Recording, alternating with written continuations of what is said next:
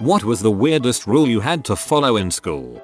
In elementary school we were not allowed to stand in circles because standing in circles leads to the gang life. Little did they know that us real thugs prefer gang banging in octagons.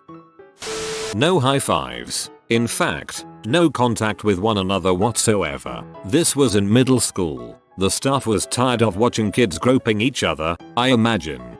No high fives. Groping. I must have been giving high fives wrong my whole life. We had a hallway only for 6th graders in middle school. It was really strange because it was in the middle of the entire school, but if any teachers found you there, you were sent to the principal's office.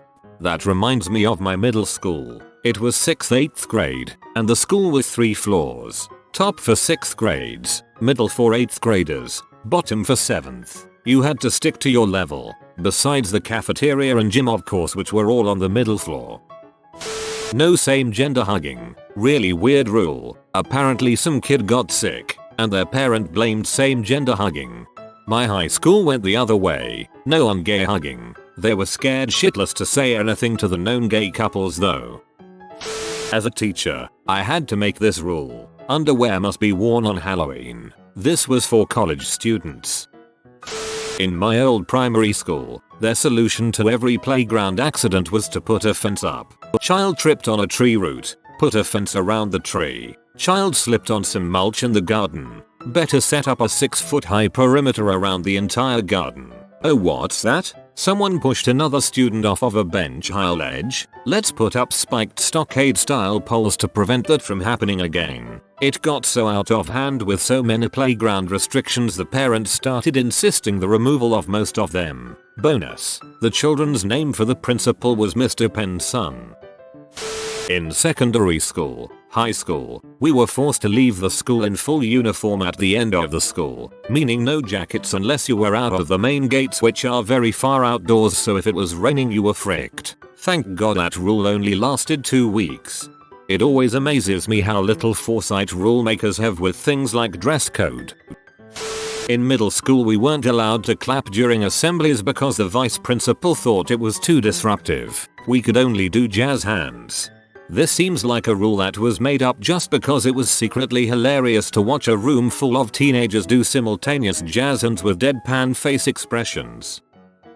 The 6-inch rule. We weren't allowed within 6 inches of another person. 1. We aren't American. We don't use inches. 2. How could you stop hundreds of students from being close proximity to each other? 3. You're making a rule for adolescent teenagers, called the 6-inch rule. Hilarity ensues.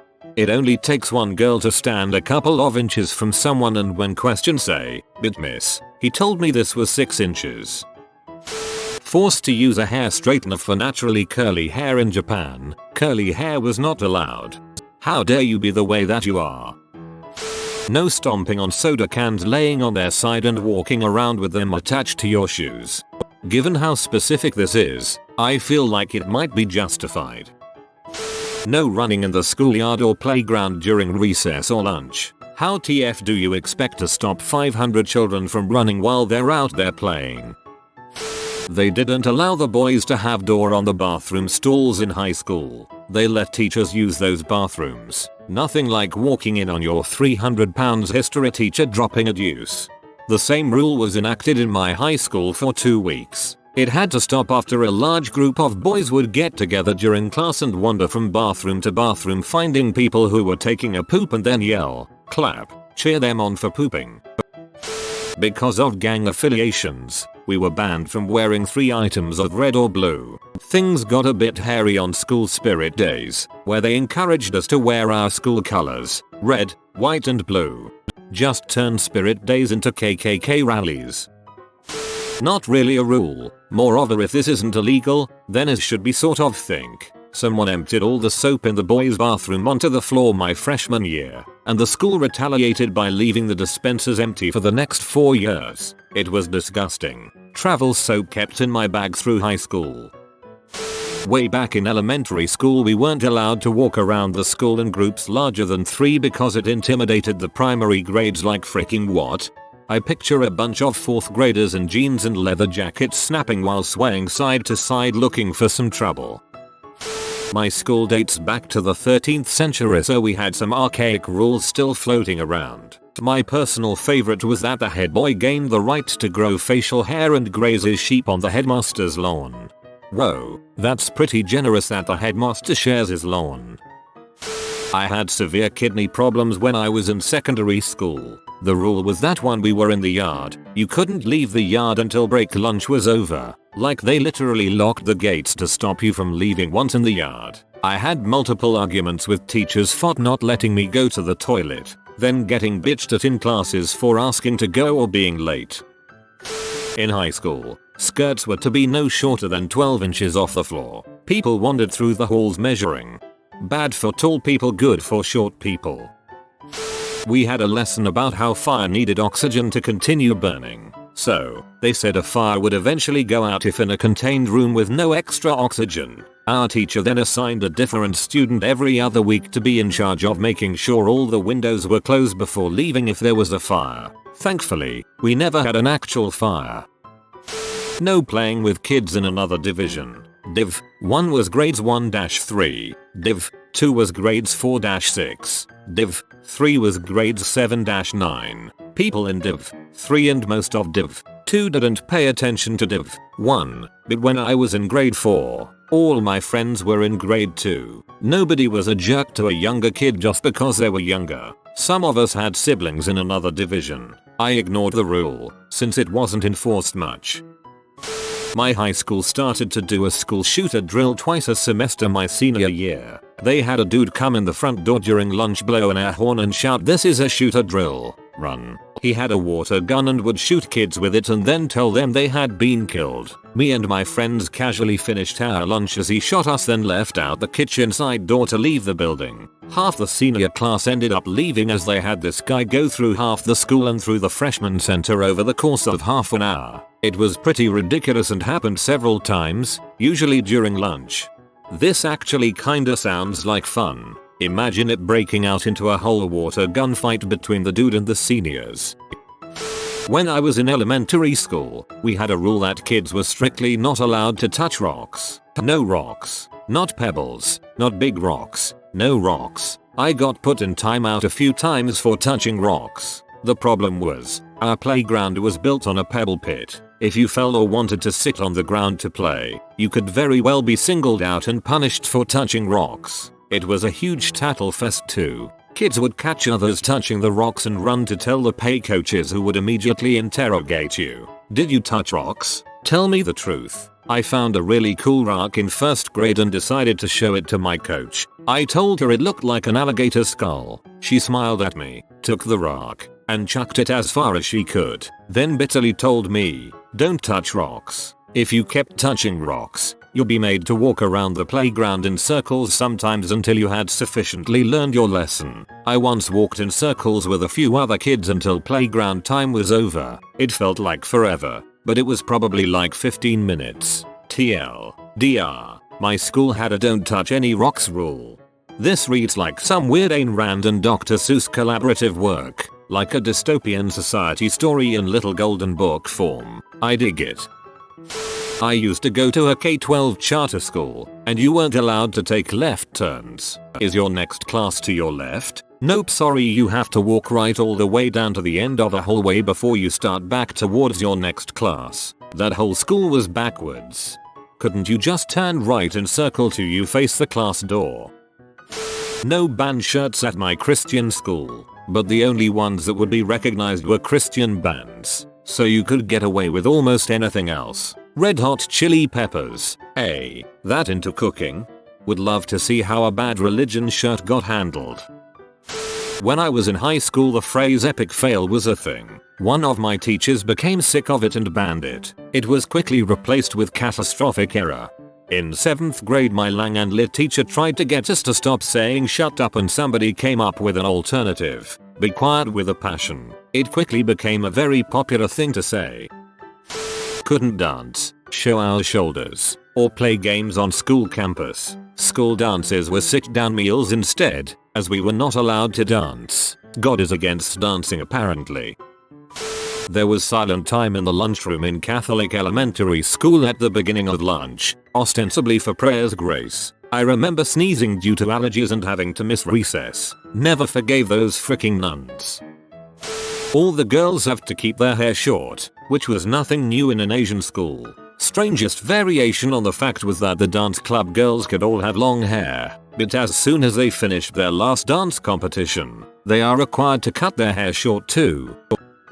No hugging. All of the girls in elementary, including myself, would hug each other if we were friends. We would also hug certain teachers because some were really amazing people and helped out less fortunate students like me. We were only allowed to fist bump. Both the teachers and students did it anyway, despite the principal monitoring the hallways all the time to try to stop it. Frick you, Ms. McRae. We had an assembly in middle school one time that was interrupted by a teacher. Apparently, a parent was there to pick up their child, who was currently sitting in the auditorium watching the assembly. The teacher grabbed the mic from the stage and said, "Dale Smith, I don't remember his last name. Will you please exit the auditorium?" Nobody stepped forward. Nobody stood up. We soon all realized that Dale wasn't there. Before the staff could comprehend what was happening, the entire auditorium was yelling Dale's name, lifting up seats, and causing a ruckus looking for him. It lasted for a good 20 minutes. We never found Dale, and we never gave up. Every assembly we had at that school from that point forward started off by every single person in attendance shouting Dale's name and making sure he was there. Dale went from an unknown nerdy kid to a king. Everyone knew Dale. Everyone had to make sure Dale was there. As a result of this, a No More Dale campaign began, and anyone who started looking for Dale during an assembly was punished. We had to ask to remove our jackets in class. Not overly weird, but I went to a language school, and in our French-German classes, we were only allowed to take our jackets off if we asked in that language. Kinda hard for a 11-year-old who was still using Matilda to spell the word difficulty. Mrs. D. Mrs. I. Mrs. FFI. Mrs. C. Mrs. U. Mrs. LTY. That spells difficulty. How do I still remember this? I remember my school had an autism test once a year, as if someone could just suddenly develop autism over the course of a year, or it could get any worse. In college, we had a professor who assigned seats. She claimed she did it to remember our names, but she never remembered our names. I went to a private school ran by Seventh-day Adventists. From a religious context, the rule wasn't that dumb, but they banned students from bringing any food that isn't kosher for lunch. I got around that by bringing tofu, bacon, and pepperoni. High school. No backpacks, no leggings, girls must only wear minimal makeup, no lipstick, no colored hair, as if anyone listened. Nothing with a skull, weapon, or allusion to death may be worn. No plain colored shirts, shoes, bandanas, etc. for fear of color gangs. God forbid the green gang gets us. Women must adhere to a strict dress code, fingertip length garments, no tank tops of any kind, no vests, no backless garments, no visible bra straps. If the edges of your bra could be detected from the outside of your shirt, you got detention. No sweatpants or any kind of pant with an elastic waistband. Men may not sag pants. Sweatpants were permitted. No bandanas or do-rags. No physical contact of any kind. No hugs, hand holding, kisses, high fives, fist bumps, or anything including physical contact. Pants may not have more than 4 pockets. This goes for both genders. No chain wallets, no purses, no wandering the halls before school began. No cell phones may be permitted on the property at any time. Bringing a cell phone at all resulted in phone being taken and not returned to you or your parents. Phones were smashed or tossed into the pond. Once in the lunchroom, leaving the lunchroom at any time until lunch was over resulted in detention. This included no bathroom breaks. Middle school. All of the above, but also had assigned seating in lunch. There were more, but this is just what I remember off the top of my head. Our middle school picked a yearly motto to symbolize the spirit of the year. One year, it was just because you can, doesn't mean you should. They translated it into Latin and everything and printed it on flyers all over the school. Not exactly a rule, but it was both weird and completely useless. It was entirely unclear what it meant to both staff and students. Was it in reference to drugs, homework, going into an AP versus regular class, having physical intimacy? It was a beta reference to itself. In elementary school we had a stoplight in the cafeteria that was linked to a decibel meter. Allegedly, if it got too loud during lunch it would go from green to yellow to red. Red meant silence for like 5 minutes. Any noise would cause you to miss recess. We had one too, and if it went to red we had to be silent for like 5 minutes or something like that. It only lasted a few days because my friends and I would purposely sit under it and scream. The cafeteria ladies, who had nothing to do with the light in the first place, ended up turning it off and it was never turned back on. Nobody likes a tattletale. Well, nobody likes a bully either. I had a substitute teacher tell me this in first grade, so I just had to sit at my desk in defeat with my pencil that the kid next to me broke. No putting clothes or food in lockers. No using lockers in the morning or between classes. No wearing glasses with frames thicker than 1 centimeter. You must wear black leather shoes and the soles must be thicker than 1.5 centimeters. Yes, they really enforced this. Lunch was from 11:40 to 12:40, so you had to stay in the classroom for the first 20 minutes. Then you could either stay in the classroom or go to the playground for the next 20 minutes. But after 12:20 you must go down to the playground and must not eat in the classroom, or else you'd get punished. The school was afraid of us falling down the corridor as the barriers aren't strong enough, so they drew a line on the side of the corridor which you can't cross. Catholic girls' school, Hong Kong. I could go on. I've told this story before, and 20 years after the fact I'm still not happy about this. In any case, when I started high school the entire school was open campus for lunch. That year, however, some of the sophomores were acting up off campus, so our principal, in his infinite wisdom, decided that starting the next school year it would be open campus only for juniors and seniors. Think about this. The sophomores, who caused the trouble, who then became juniors and therefore this rule didn't apply to, weren't punished, but us freshmen, who became sophomores and weren't the ones causing the problems, were punished for what they did. So, I had open campus my freshman, junior, and senior years. It was closed my sophomore year. Still think that was unfair. In my middle school, students weren't allowed to wear any clothing with a logo, symbol, or image, and I have no idea why. No cracking your knuckles. For a while in elementary school, we couldn't run on the playground. The teachers were probably worried that the older kids would plow over the younger kids. These see-through backpacks, tucked-in shirts, and stupid name badges that could only be worn with a clear lanyard because God forbid somebody show up to school with a Raiders lanyard. My senior year of high school, the kids used to skip class by going to use the bathroom and never come back in hopes the teacher didn't notice they left. To try and stop this they made us sign a timeout log. Not that weird, right? Well, when that eventually did nothing to stop kids skipping, they started to make us carry around trackers to monitor our locations. They even would come and check on us if we were standing still anywhere outside of class for more than 5 minutes. Eventually the kids rejected Big Brother and just smashed them all at the same time. Cost too much to replace and they couldn't punish us all. You've been visited by the peace of mind capybara. Upvote within 7.5 seconds and your next week will be chilleth. If you are new to the channel, you can subscribe. I publish new videos every day. Until then, check another video, or don't. Either way, have a great day you magnificent people.